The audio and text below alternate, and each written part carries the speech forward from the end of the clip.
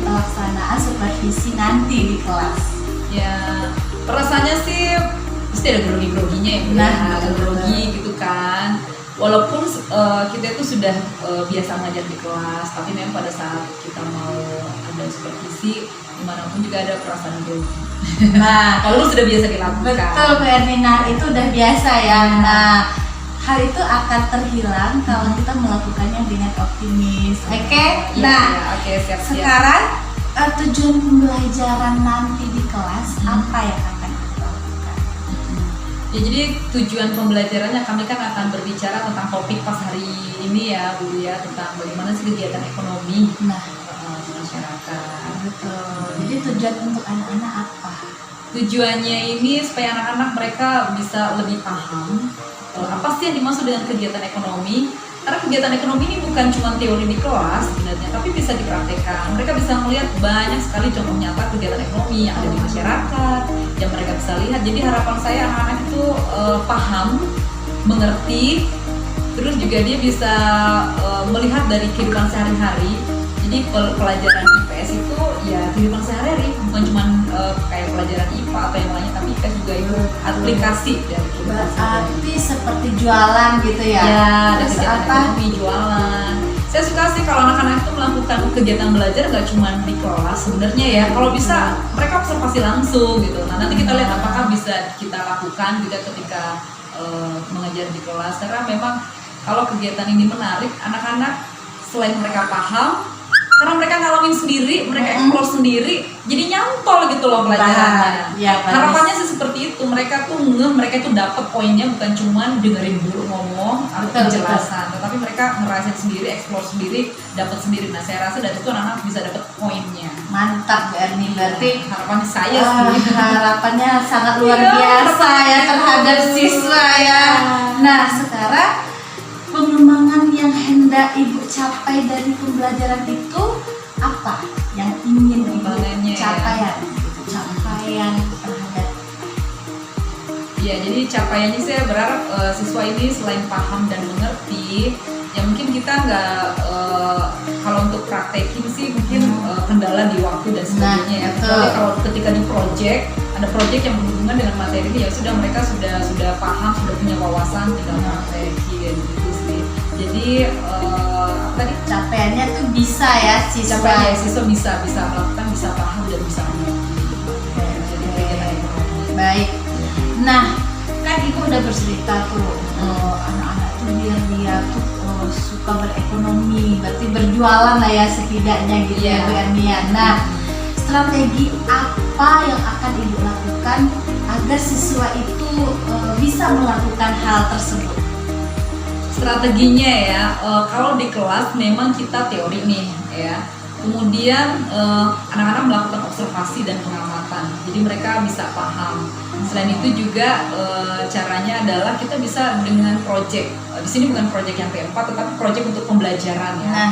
Kita kasih project, mereka melakukan pengamatan kegiatan-kegiatan ekonomi di pasar. Betul, bagus Bisa sekali. juga menumbuhkan jiwa kewirausahaan. Berarti itu program yang bagus Bu Erni. Iya. Berarti sekali-sekali anak-anak boleh kita ajak ke pasar ya kan? Iya, melakukan Nah. pengamatan langsung. Oh ya, kira-kira skala berapa itu? Dari 1 ke 10 kalau Ibu melakukan itu, Ibu mau skalanya berapa? Capaian Kalau siswa? ukur capaian siswa Iya. ya. Kira-kira kalau Ibu ajak anak-anak tuh ke pasar, jadi mereka tuh antusiasnya seperti Iya. apa? Nah, kalau kita langsung bisa melakukan praktek sebisa mungkin ya, itu skalanya saya harap sih anak-anak bisa sampai ke 8. Mantap. Luar biasa. Luar Karena mereka biasa Bu Erni. melakukan kan praktek, Nah. nggak cuma teori. Nah, sekarang kan Ibu sudah tahu tuh strateginya ya kan, mengajak siswa. Nah, komitmen dari Ibu sendiri gimana? Komitmen Ibu? Ya, kalau dari komitmen, karena kita sudah planning kan ya, di FPP kita juga ada timetable-nya, tanggal sekian kita apa kegiatannya.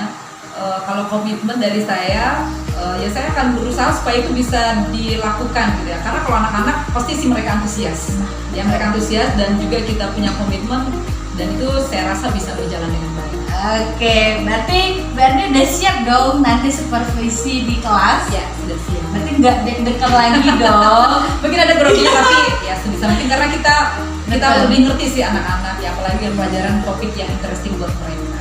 Oke, baik Bu Erni. Nanti kita berjumpa di dalam kelas. Bu Erni tetap semangat, selalu smile kepada siswa dan selalu optimis ya Bu Erni ya. Ya. Oke, terima kasih Bu Erni.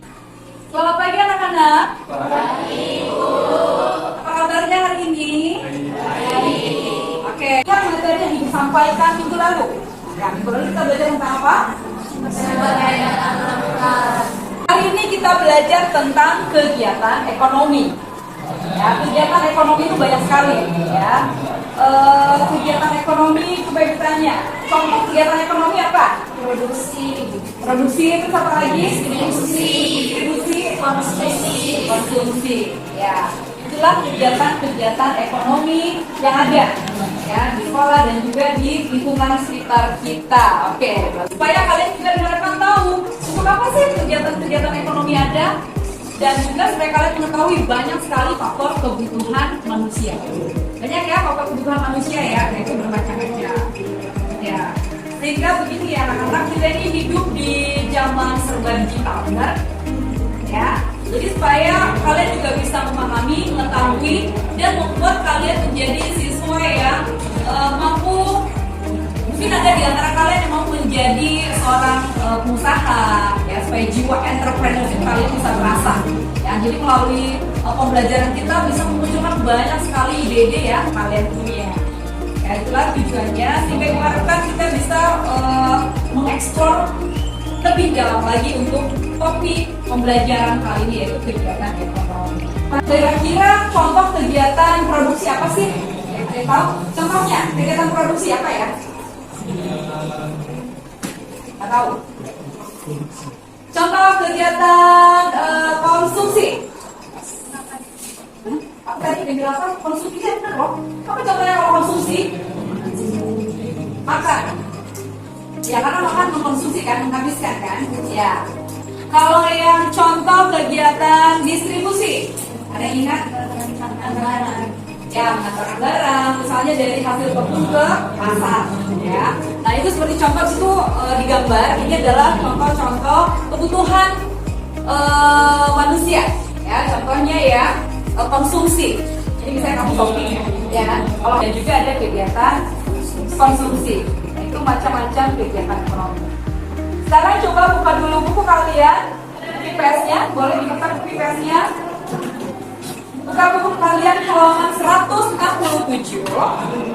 Dibuka bukunya halaman 167 dengan topik kegiatan ekonomi. Mungkin bisa bertiga deh. Orang atau berempat ya, berempat kita akan diskusi kelompok. Sebutkan jenis kegiatan manusia yang dapat dilakukan untuk memenuhi kebutuhan hidupnya. Apa dicatatkan kan ada juga. Baca di buku. Kamu ada di. Ayo, kelompok sebelah dulu.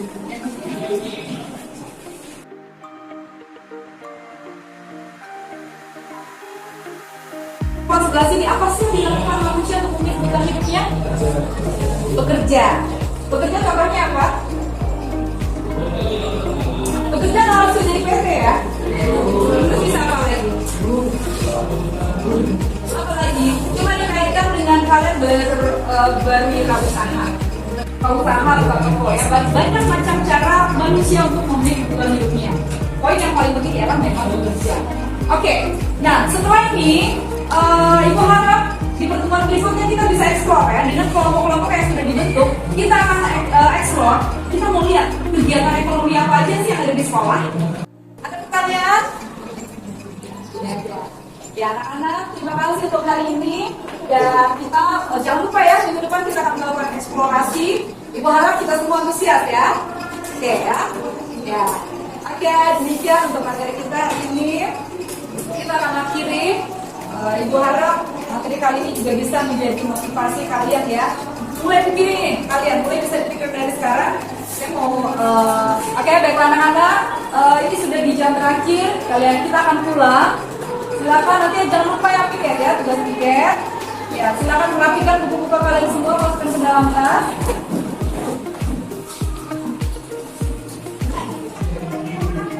Siap. Coba dimulai.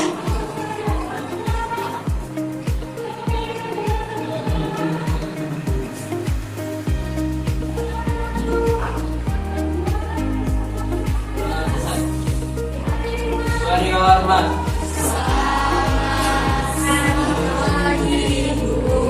Oke, semuanya terima kasih. Tukar semangat ya. Jangan lupa besok dan lagi ke sekolah. Karena kita ada usaha. Thank you, see you, bye-bye.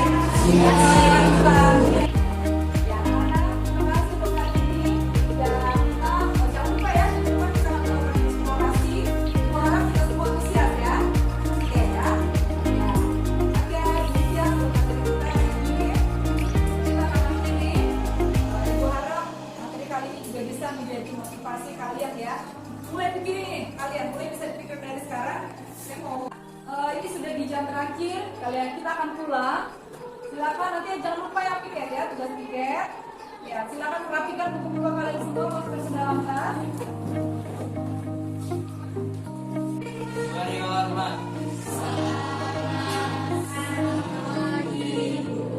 Oke, semuanya terima kasih. Tukar semangat ya, jangan lupa besok dan lagi ke sekolah. Karena kita ada usaha. Thank you, see you, bye-bye. Gimana nih? Tadi kan sudah supervisi nih di dalam kelas. Jadi gimana rasa Bu Erni pada hari ini? Ya, hari ini senang juga ya. Senang karena anak-anak juga antusias ketika belajar tentang kegiatan ekonomi. Ya. Kita merasa berusaha menyampaikan pelajaran supaya mereka bisa termotivasi gitu ya. Banyak sekali kegiatan-kegiatan ekonomi seperti tadi saya sampaikan supaya bisa jadi motivasi untuk mereka. Nah, pembelajaran yang banyak untuk mereka. Bagus.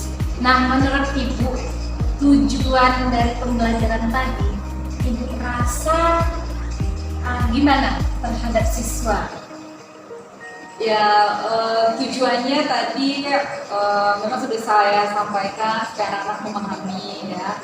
Ketika mereka disuruh memberikan contoh-contoh, mungkin ketika di dalam kelas itu mereka terbatas ya untuk memberi contoh. Jadi saya harap berikutnya mereka bisa lebih eksplor lagi, Lebih maksimal lagi mencari contoh-contoh ya. Kalau tadi kan dari saya lihat contoh dari mereka Bu yang ini di sekolah ada kantin, ada yang jualan seperti itu. Mungkin untuk kedepannya lebih ini lagi ya Bu Erni ya. Kalau ketika terjun di masyarakat lebih banyak lagi contoh-contoh lainnya. Dan saya harap itu bisa menjadi motivasi dan ide mereka ke depan. Nah, sekarang menurut Ibu sendiri nih, ketika Ibu supervisi tadi, apa yang Ibu rasakan? Ya, yang saya rasakan sih memang di satu sisi ada beban berat ya, beban bagaimana sih saya bisa menyampaikan materi sehingga anak paham dan mengerti. Nggak cuma materi aja, tetapi bisa menjadi sesuatu gitu ya, mereka bisa paham banget gitu dan bisa menjadi buah pemikiran mereka ke depannya menjadi apa? Menjadi inspirasi. Mungkin kalau kita menjadi guru menjadi inspirasi bagi anak-anak itu sulit ya, tidak mudah. Tetapi kita bisa menjadi proses. Nah, gitu. tadi Ibu mengatakan itu agak merasa takut, Ya. takut dan agak grogi gitu ya. Gimana tuh trik Ibu agar itu tidak ada? Ya, supaya kita tidak grogi atau apa, memang perlu persiapan. Nah, ketika kita melakukan persiapan dengan matang, apa yang akan kita sampaikan, meminimalisir rasa grogi kita pada saat kita persiapan itu penting sekali. Nah, sekarang kan Ibu sudah tahu nih. Nah, strateginya seperti apa? Nah, komitmen dari diri sendiri seperti apa ke depannya nantinya ketika tidak ada supervisi dan ketika belajar keseharian di kelas, apa yang harus ada dalam diri Ibu? Komitmen. Ya, saya memang berkomitmen sih untuk lebih mempersiapkan materi sehingga saya bisa menyampaikan materi dengan baik. Dan ini memang perlu persiapan. Jadi komitmen saya adalah setiap kali saya menyampaikan materi ke siswa, saya persiapan dan juga saya mungkin bisa refleksikan ya ketika saya sudah selesai mengajar di satu kelas, saya bisa refleksi apa sih tadi kelemahannya apa, nanti bisa saya perbaiki sehingga ketika di kelas berikutnya bisa menjadi lebih baik lagi. Luar biasa Bu Erni. Pokoknya yang Bu Erni lakukan tadi itu luar biasa, dan siswa pun tadi pun aktif dan mereka tuh tidak bosan. Nah, Bu Erni tetap semangat. Apa yang Bu Erni lakukan tadi itu adalah hal yang mulia, karena guru itu dikatakan pahlawan tanpa tanda jasa, seperti itu ya Bu Erni. Nah, jadi untuk kedepannya Bu Erni sudah paham akan tujuan supervisi ini di dalam kelas untuk membangun lebih baik dalam Ibu mengajar ke depannya, dan Ibu sudah tahu dengan strategi dan komitmennya. Baik Bu Erni, terima kasih banyak atas waktunya. Semoga Bu Erni selalu bersemangat dan tetap luar biasa buat siswa-siswanya. Terima kasih juga Bu Guru udah bisa menjadi tempat tukar pikiran. Kita saling membangun satu dengan yang lain. Oke, Bu Erni. Dah.